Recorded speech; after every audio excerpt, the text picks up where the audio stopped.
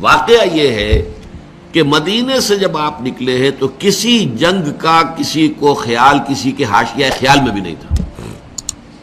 پیش نظر تھا اس قافلے کا راستہ روکنا کہ جو آ رہا تھا شام سے واپس ابو سفیان کی سرکردگی میں، جو جب جا رہا تھا تو حضور نے تعاقب کیا تھا لیکن وہ بچ کر نکل گیا تھا.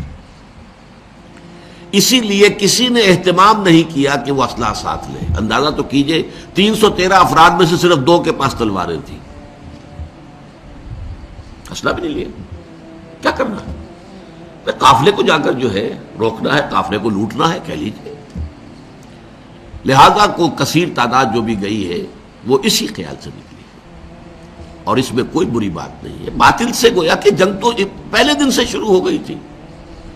جیسے ہی حضور نے کہا لا الہ الا اللہ، آپ کے اوپر تشدد شروع ہو گیا، بات ختم ہو گئی. تصادم تو ہے، صرف یہ ہے کہ پہلے وہ تصادم ذہنی اور فکری سطح پر تھا صرف، یا وقت یک طرفہ تشدد تھا، اس میں کہ مسلمانوں کو اجازت نہیں تھی جوابی کارروائی کرنے کی.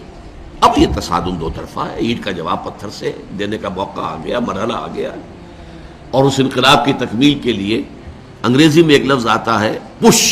ایک تو PUSH پش، کسی چیز کو دھکا دینا، ایک ہے PUTCH. یہ پش جو ہے یہ ہے کسی بھی مہم میں پھر آخری حلہ بولنا. تو یہ پش جو ہے انقلابی جد و جہد کا فائنل پش جو ہے وہ ہے یہ آرم کانفلکٹ. اور اس کا بھی آغاز اس ایکٹیو ریزسٹنس کے نتیجے میں جو حضور نے 1 سال تک جاری رکھا، اس کے نتیجے میں یہ 1000 کی فوج نکلی.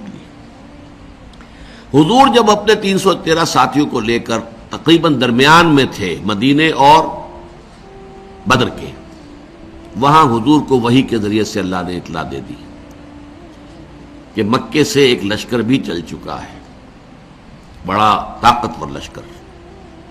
اور ساتھ ہی اے محمد صلی اللہ علیہ وسلم، ہمارا وعدہ ہے کہ ایک تو وہ جو اوپر سے قافلہ آ رہا ہے شمال سے، اور ایک جو جنوب سے آ رہا ہے لشکر، ان 2 میں سے ایک پر ہم ضرور مسلمانوں کو فتح دے دیں گے. یہ وحی جب حضور پر آ گئی اور آپ کو اطلاع مل گئی کہ مکے سے تو قریش کا ایک فوج نکل آئی ہے، مسلح، کیل کانٹے سے لیس، پوری تیاریوں کے ساتھ. اب آپ نے ایک مجلس سے مشاورت منعقد کی اور آپ نے مسلمانوں کے سامنے یہ مسئلہ رکھ دیا کہ دیکھو ہم نکلے تھے اس کام کے لیے، لیکن اب صورت اللہ تعالیٰ کی طرف سے یہ پیش آ گئی ہے، وہ قافلہ بھی آ رہا ہے اور ادھر سے لشکر بھی آ رہا ہے، اور اللہ کا وعدہ ہے ان میں سے ایک پر لازماً اللہ ہمیں فتح عطا کر دے گا. تو بتاؤ کہ ہم کدھر چلیں، لشکر کی طرف چلیں یا قافلے کا پیچھا کریں؟ اس کو آپ جدید اصطلاح میں یہ کہہ سکتے ہیں کہ یہ اپنے ساتھیوں کے مورال کو ریڈ کرنے کی حضور کی طرف سے ایک کوشش تھی. پتہ چلے ساتھیوں کی کا مورال کیا ہے، کیا عالم ہے، ان کا حوصلہ کیا ہے، ان کے جذبات کیا ہیں، ان کی امنگیں کیا ہیں. آیا وہ ڈر جاتے ہیں یہ سن کر کے لشکر آ رہا ہے، قریش کا لشکر؟ قریش کا تو یوں سمجھیے کہ اس کا لفظ ایک دہشت پیدا کرنے والا تھا عرب کے اندر. قریش، ان کا لشکر اور تیاری کے ساتھ پوری طریقے سے کیل کانٹے سے لیس، یا یہ ہے کہ ان کے اندر اس کیفیت سے اور استقامت پیدا ہوتی ہے کہ ٹھیک ہے اب وقت آیا، اب وقت شہادت آیا ہے، اب وقت آیا ہے کہ ہم اپنا جو مقصود و مطلوب ہے، شہادت ہے مطلوب و مقصود مومن، نہ مال غنیمت نہ کشور کشائی. تو حضور نے جب یہ مشورے کے لیے بات رکھی، یہ بات بڑی اہم ہے، بڑی پیارا واقعہ ہے یہ سیرت کا.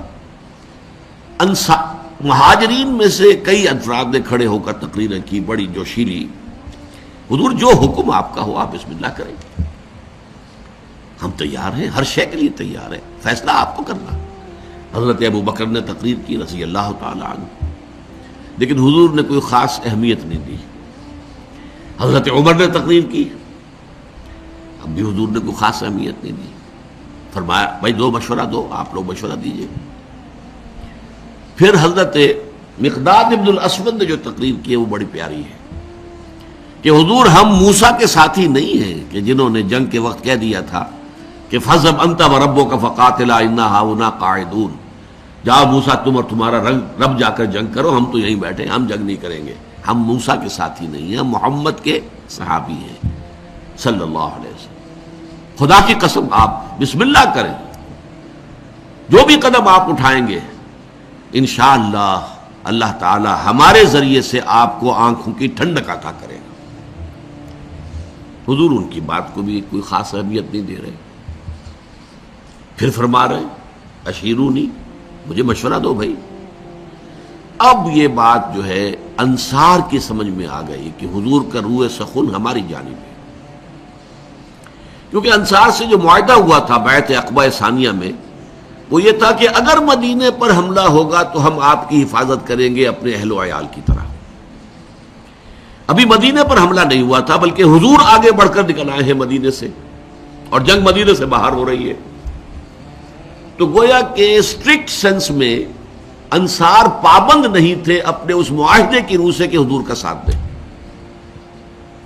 اور ظاہر بات ہے کہ اب جو سچویشن پیش آ گئی تھی، صرف مہاجرین کی نفری کافی نہیں تھی، 80-85 مہاجرین تھے، باقی سب کے سب تو انصار تھے، ان میں 313 وہ کفایت نہیں کرتے تھے اس سچویشن جو اس وقت پیش آ گئی ہے۔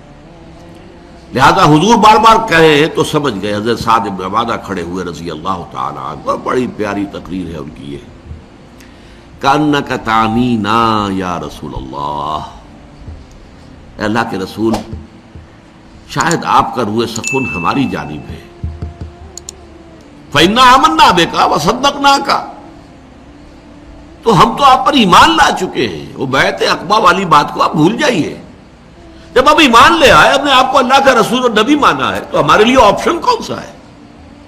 We don't have any option. خدا کی قسم اگر آپ اپنی سواری سمندر میں ڈال دیں گے، ہم سب کے سب آپ کے پیچھے سمندر میں اتر جائیں گے، اور خدا کی قسم اگر آپ ہمیں حکم دیں گے تو ہم برق الغماد تک پہنچ جائیں گے، یمن کا ایک شہر، اور اپنی جو سواریاں ہیں یہ اونٹ اور اونٹنیاں انہیں اس طویل سفر کی وجہ سے لاغر کر دیں گے، لیکن آپ جہاں حکم دیں گے آپ بسم اللہ کیجئے۔ اس پر آتا ہے کہ حضور کا چہرہ کھل اٹھا، خوشی کے اور بشاشت کے آثار، کہ یہ جو جماعت میں نے تیار کی ہے اتنی محنت سے، دعوت اور تربیت اور تنظیم کے مراحل جو میں گزار کے لایا ہوں، یہ جماعت اب تیار ہے فی الواقع اس آخری مرحلے میں داخل ہونے کے لیے، اب ہم پوری طریقے سے فٹ ہیں۔ اس پر آپ کے چہرے پر بشاشت آئی۔ اس کے بعد آپ نے کہا تو چلو پھر بدر کی طرف۔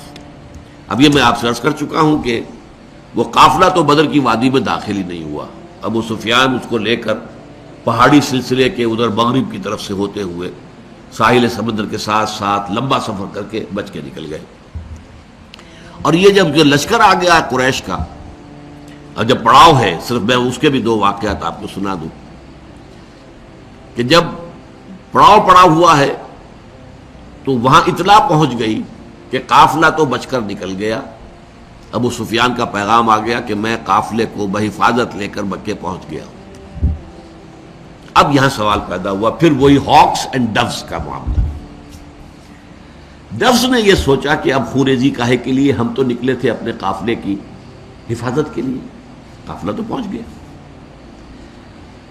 لیکن جو ہاکس تھے ان کو تو سمجھ میں یہ آیا کہ یہ تو ہمیں موقع مل گیا، گاڈ گیون اپارچونٹی، یہ ڈوز ہماری بات چلنے نہیں دے رہے تھے، اب جو ہے اب ہم یہاں تک پہنچ گئے ہیں، مدینہ یہاں سے صرف 80 میل دور ہے، ہم کہاں سے کہاں تک ہو کر یہاں پہنچ گئے ہیں، تو اب تو موقع ہے، اب یہاں سے واپس جانے کا کیا سوال۔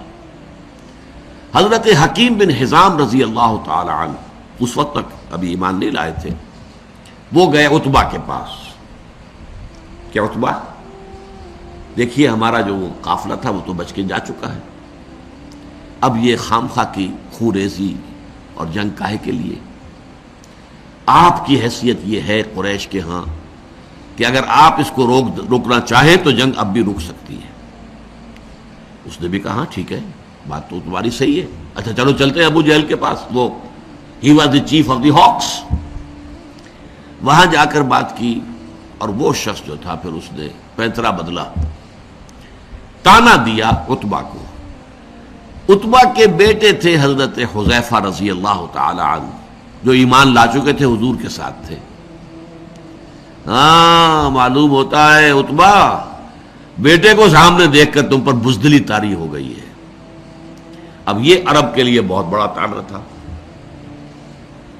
دوسری طرف اس نے یہ کیا کہ وہ جو ایک مارا گیا تھا وادی نخلا میں ایک مشرک، اس کے بھائی کو بلایا کہ دیکھو یہ تمہارے بھائی کے قاتل جو ہیں وہ اب سامنے پڑے ہوئے ہیں، لیکن یہ لوگ چاہتے ہیں کہ جنگ نہ ہو۔ اس نے فوراً کپڑے پھاڑے، وہاں کا جو ان کا ایک قبائلی رواج تھا، چیخنا چلانا شروع کیا، اپنے اس مقتول بھائی کا نام لے کر کے اس کا انتقام، اس کا قصاص لے کر جائیں گے، وہاں سے نہیں جائیں گے واپس یہاں سے۔ عتبہ نے بھی اس طانے کا جواب دیا کہ یہ صبح معلوم ہوگا کہ کون کاورڈ ہے، کون بزدل ہے۔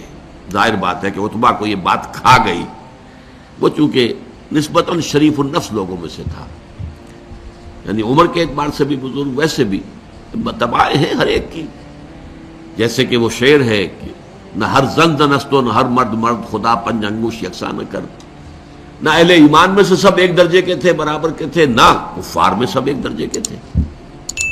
کافروں میں انتہائی سخت معاند بھی تھے، اور کافروں میں وہ شخص بھی تھا جنہوں نے حضور کو پناہ دی تھی جبکہ آپ طائف سے آئے ہیں مایوس لوٹ کر، وہ بھی کافر ہی تھا، مشرک تھا۔